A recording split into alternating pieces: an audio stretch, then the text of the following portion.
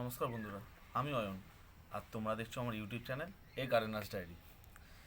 আজকে আমি তোমাদের দেখাবো একটি নার্সারি থেকে একটি গাছ আনার পর সেটিকে কিভাবে পটিং করতে হয় বা ফার্স্ট পটিং কী হয় সেটা আজকে তোমাদের সাথে আমি শেয়ার করব, বা আমি কিভাবে গাছ বসাই আজকে সেটাই তোমাদেরকে দেখাবো। আমি নার্সারি থেকে একটা আইডি নিয়ে এসেছি। এটার নাম হচ্ছে সাকুরা বেলাকান। একদম নতুন একটা আইডি। আমি কিভাবে এটা পটিং করবো সেটাই আজকে তোমাদেরকে দেখাবো। আচ্ছা, আগে প্রথমে তোমাদেরকে দেখাই এই এই ফাস্ট পটিংয়ের জন্য কীভাবে তার মিডিয়াটা কীভাবে তৈরি করব। আমি নিয়েছি, তার মধ্যে বলে দিই। আমি এটা যেহেতু একদম ছোট্ট একটি গাছ, মাত্র 2-3 ইঞ্চি 4 ইঞ্চি গ্রো ব্যাগের মধ্যে আছে, তো এই গাছটার জন্য আমি একটা 8 ইঞ্চি একটা টব ধার্য করি। তো এই টবের মধ্যে আমি যে মিডিয়াটা তৈরি করব, তো সেটা এখানে দেখে নাও। নিয়েছি আমি ঠিক যতটা পরিমাণ মাটি নিয়েছি, ঠিক ততটা পরিমাণে ভার্মি কম্পোস্ট নিয়েছি। আর তার অর্ধেক পরিমাণে নিয়েছি লাল বালি। লাল বালি মানে কনস্ট্রাকশানে যে বালি ব্যবহার করে বা ঘর বাড়ি তৈরি করার জন্য বালি ব্যবহার করে, সেই বালি নিয়েছি। এবার দেখিয়ে দিই তোমাদের। এই দেখো তার রেশিওটা। আচ্ছা, এবার এর মধ্যে নিয়ে নেব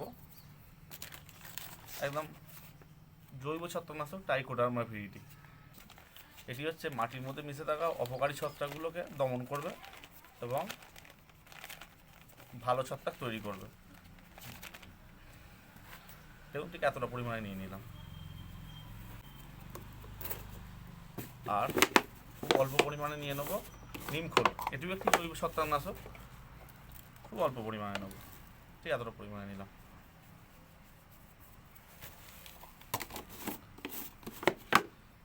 আর হ্যাঁ, এটা আমরা খুব ভালো করে একটু মিশিয়ে নেবো এবার। আর যে আইডিটা আমরা আজকে পটিং করছি সেটার নাম বললাম সাকুরা বেলাকান। তো এটা সেন্সিটিভ আইডি। তো ওই জন্য এর মিডিয়াটাকেও সেরকমভাবেই বানাতে হবে, যাতে জল টবে দিলেও সেরকমভাবেই তাতে যেন দ্রুত টব থেকে বাইরে বেরিয়ে যায়, কারণ এখানে কোনোভাবেই জল জমতে দেওয়া যাবে না। তো সেই রকমই মিডিয়াটা তৈরি করছি, তোমাদেরকে সেটাই দেখাচ্ছি আজকে। এটা এবার ভালো করে মিক্সড করে নেবো। দেখো,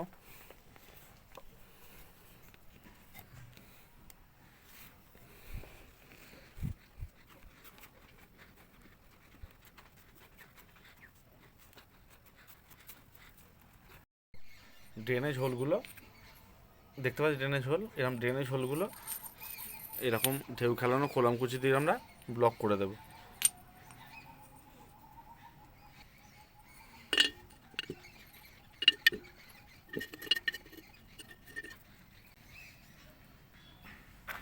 আমরা এবার মাটিটা এবার টবের মধ্যে দিয়ে দেবো।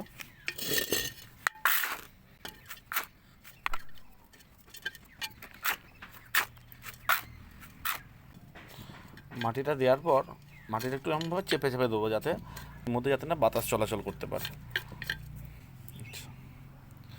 দেখো দেখো আমরা গ্রো ব্যাগ থেকে গাছটাকে বার করে নিয়েছি এরকম সুন্দরভাবে। একটু খেয়াল রাখবে গ্রো ব্যাগ থেকে গাছটা বার করার সময় যেন রুটগুলো যেন না ছিঁড়ে কোনোভাবেই, এটা একটু খেয়াল রাখতে হবে, কেন এটাই আসল জিনিস। এটা যেন না কোনোভাবে ছেড়ে।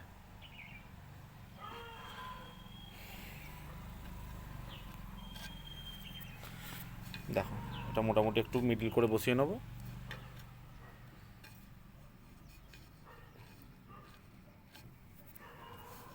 ঠিক আছে, এবার চারিপাশে মাটি দিয়ে দেবো আবার।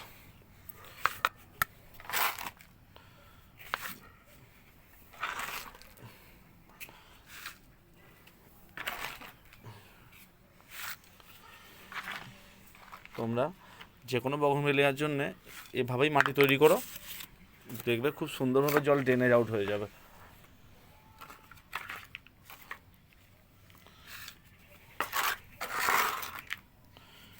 আচ্ছা, আমি ততটা পর্যন্ত মাটি দেবো, ওটা আমরা খেয়াল রাখবো।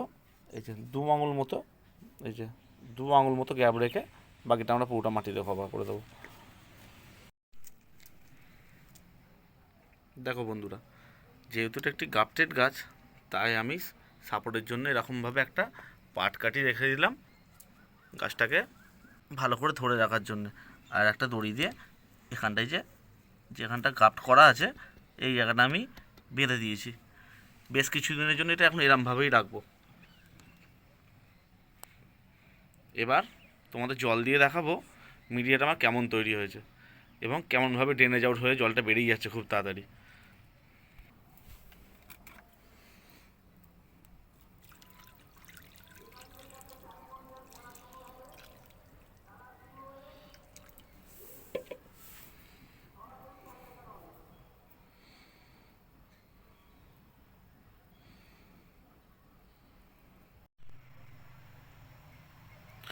দেখো বন্ধুরা কিভাবে জল ড্রেন আউট হয়ে যাচ্ছে, দেখো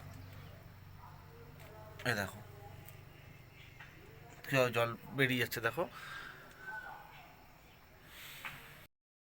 যে টব থেকে জল খুব তাড়াতাড়ি বেরিয়ে যাবে সে টবের গাছ খুব সুন্দরভাবে হবে, কারণ কোনো বগনভিলিয়া গাছই চায় না তার গোড়ায় জল জমে থাকুক।